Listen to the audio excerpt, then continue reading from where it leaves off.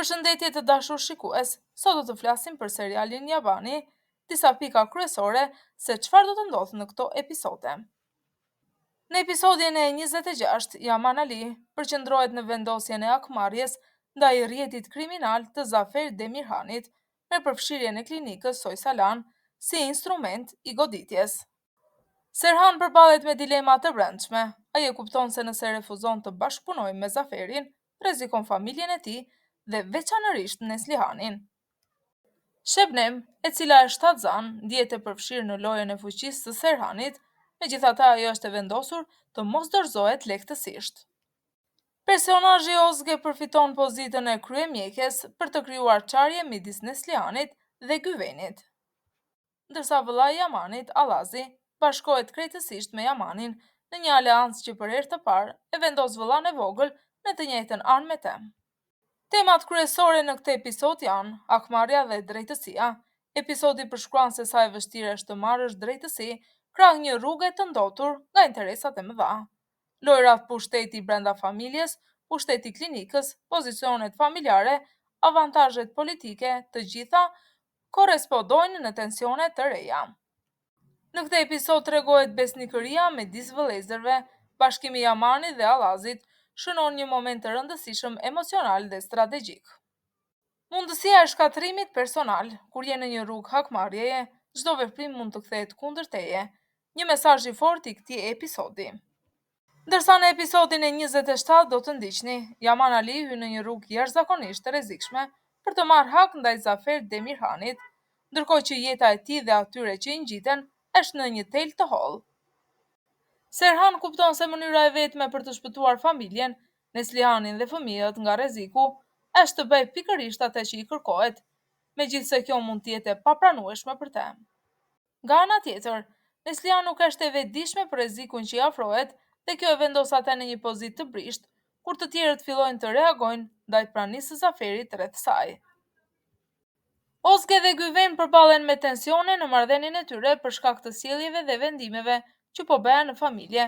Këtë herë, situata për Ozge bëhet më serioze. Yaman me ndihmën e vëllezërve të tij, Allazi dhe Asi, përdorin vajzën Leila për të ndjekur hapat e Zaferit.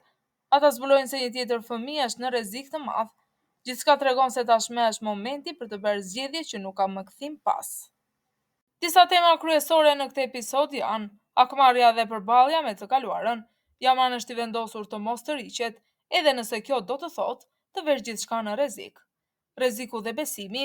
Familja Soysalan është përballë një krize ku besimi ndërmjet tyre që po ndjekin është në një provë. Lojra pushteti dhe manipulimi. Të gjithë karakteret përballen me dilema ku çfarë duhet të bëj, është pyetja kryesore dhe zgjedhjet kanë pasoja të rëndësishme. Lidhje familjare që testohen, bashkëpunimi ndërmjet Yaman, Allaz dhe Asi tregon se kur familja është në presion, ata mund të ndalojnë të jenë kundërshtar dhe të bëhen bashkë. Në episodin e 28, vazhdon me tensione të forta, përplasjet familjare dhe sekretet që dalin në sipërfaqe, duke e shtyrë historinë drejt një pikë kritike. Yaman fillon të dyshojë gjithnjë më shumë për qëllimet e njerëzve rreth tij. Ai kupton se shumë ngjarje që po i ndodhin nuk janë rastësi dhe se dikush po e shtyn drejt një rrëmuje të re. Ai e ndjen se e shkuara po i troket sërish në derë dhe kjo e tensionon emocionalisht. Nga ana tjetër, Ilker është në pikën më të dobët të jetës së tij. Skandalet, borxhet, dhunat dhe tradhtia që ka bërë po i kthehen kundër.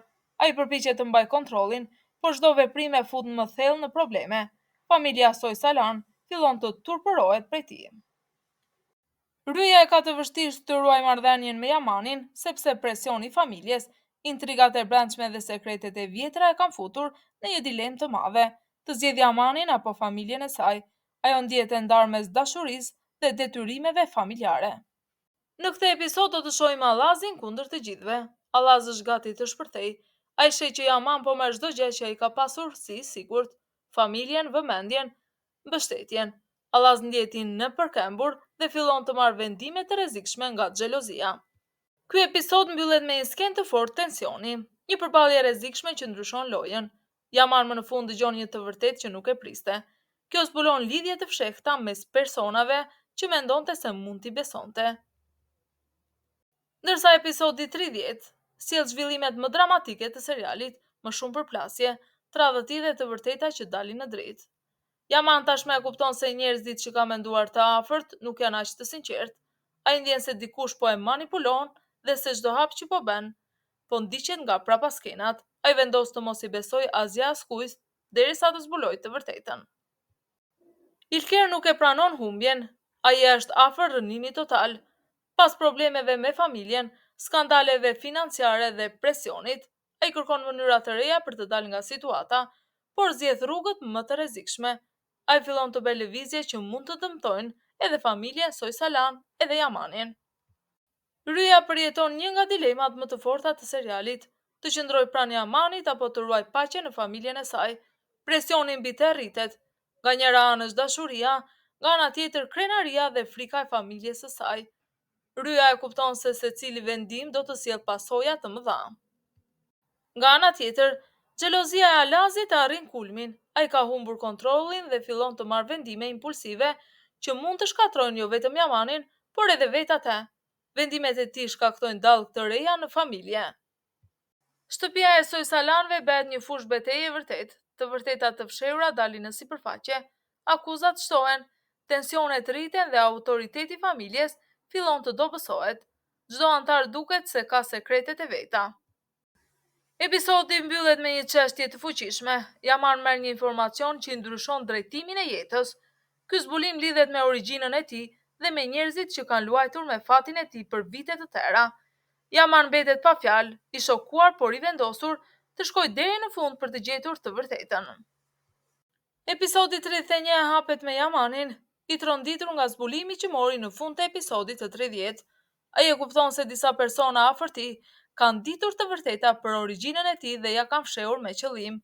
Ai fillon të dyshojë në, sidoqoftë, kush ka qenë për te si familje, kush e ka rrëmbyer në të kaluarën, kush vazhdon të përfitojë nga e kaluara e tij tragjike.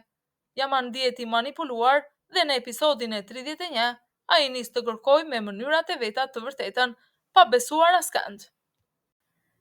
Rrya është e dërmuar emocionalisht. Nga njëra anë ajo e do Yamanin thellë, e beson dhe e kupton dhimbjen e tij.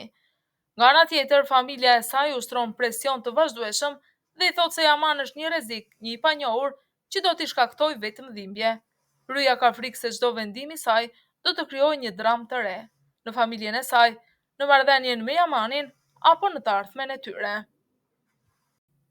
Ilker tashmë i turpëruar para familjes për të kaluarën e tij të pistë, nis biseda të reja në prapaskenë. Ai tenton të fshehë gabimet, të manipulojë njerëzit rreth tij, të gjejë mënyra të shpëtojë nga borxhet dhe skandalet.